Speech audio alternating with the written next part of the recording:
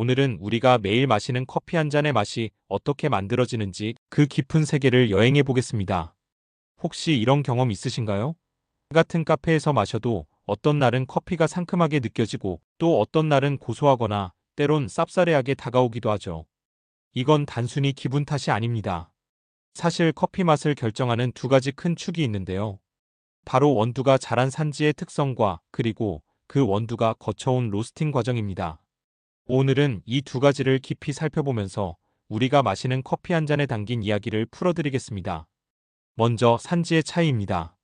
커피는 포도주처럼 테루아르의 영향을 강하게 받습니다. 즉, 원두가 자란 기후, 토양, 해발 고도에 따라 맛의 성향이 완전히 달라지죠. 에티오피아부터 가볼까요?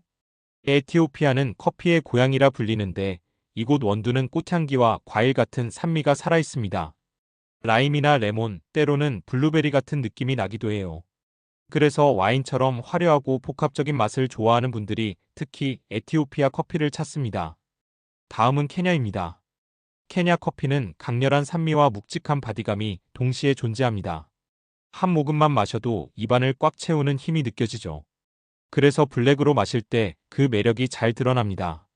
브라질은 어떨까요? 세계 최대 커피 생산국인 브라질은 다양한 풍미를 가진 원두를 생산하지만 전반적으로 산미가 낮고 고소한 초콜릿, 견과류 풍미가 특징입니다. 그래서 누구나 부담 없이 즐길 수 있는 데일리 커피로 많이 선택되죠. 카페라떼 같은 밀크 베이스 음료에도 잘 어울립니다. 콜롬비아도 빠질 수 없습니다. 콜롬비아 커피는 균형이라는 단어가 잘 어울립니다. 은은한 산미, 적당한 단맛, 그리고 부드러운 바디감이 조화를 이루죠. 그래서 카라멜이나 다크 초콜릿 같은 풍미를 떠올리게 하는데 아메리카노로 마시면 그 균형미가 더욱 빛납니다. 그리고 마지막으로 인도네시아. 특히 수마트라 만델링은 독특한 흙내음과 허브, 향신료 같은 풍미가 있습니다. 산미는 낮지만 바디감이 무겁고 묵직해서 진한 커피를 좋아하는 분들에게 사랑받습니다. 이렇게 산지는 커피의 DNA를 결정한다고 할 수 있습니다. 원두 자체가 진이고 태어난 개성인 셈이죠. 하지만 원두의 개성이 전부는 아닙니다. 생두 상태의 커피는 사실 우리가 아는 그 맛이 거의 없습니다. 풋내가 강하고 마셔도 전혀 향긋하지 않죠. 여기에 불이 닿아야 비로소 우리가 아는 커피가 됩니다. 그 과정이 바로 로스팅입니다. 라이트 로스트부터 살펴보죠. 라이트 로스트는 산미가 가장 잘 드러나는 단계입니다. 원두 고유의 개성이 살아남아 꽃향이나 과일향이 그대로 전해집니다. 에티오피아 같은 원두는 2단계에서 특히 아름답게 피어납니다. 다만 바디감은 약해서 가볍게 느껴질 수 있죠. 미디엄 로스트로 넘어가면 어떨까요?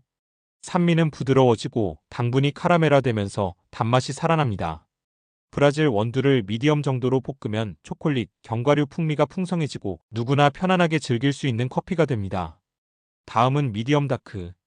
2단계에서는 단맛이 줄고 쓴맛과 바디감이 올라옵니다.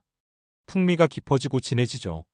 콜롬비아 원두를 이 정도로 볶으면 카라멜과 다크 초콜릿 같은 묵직한 맛이 살아납니다. 마지막으로 다크 로스트.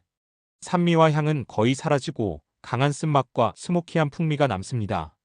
인도네시아 만델링 같은 원두는 2단계에서 흙내음과 향신료 같은 독특한 개성이 두드러져서 에스프레소로 즐기기에 아주 좋습니다.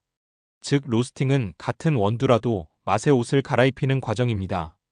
원두의 성격을 살릴 수도 있고 새로운 풍미를 더딥힐 수도 있죠. 그래서 바리스타들은 자신이 원하는 맛을 찾기 위해 수십 번의 로스팅 테스트를 반복합니다. 정리해보면 커피의 맛은 산지가 준 기본 성향과 로스팅이 더해주는 변화가 만나서 완성됩니다. 산지가 원두의 본질을 만든다면 로스팅은 그 본질을 어떻게 표현할지를 결정짓는 거죠.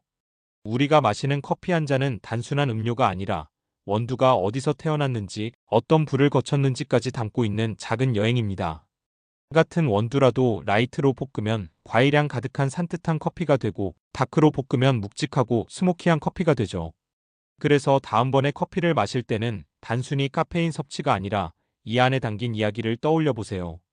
이 원두는 어디서 태어났을까? 어떻게 볶였을까? 그런 생각을 하며 한 모금 마시면 커피는 더 이상 단순한 음료가 아니라 하루를 특별하게 만드는 작은 예술이 될 겁니다. 오늘은 이렇게 커피의 산지와 로스팅에 따라 달라지는 맛의 비밀을 이야기해 보았습니다. 커피 이해에 도움이 되셨다면 구독과 좋아요도 부탁드립니다. 감사합니다.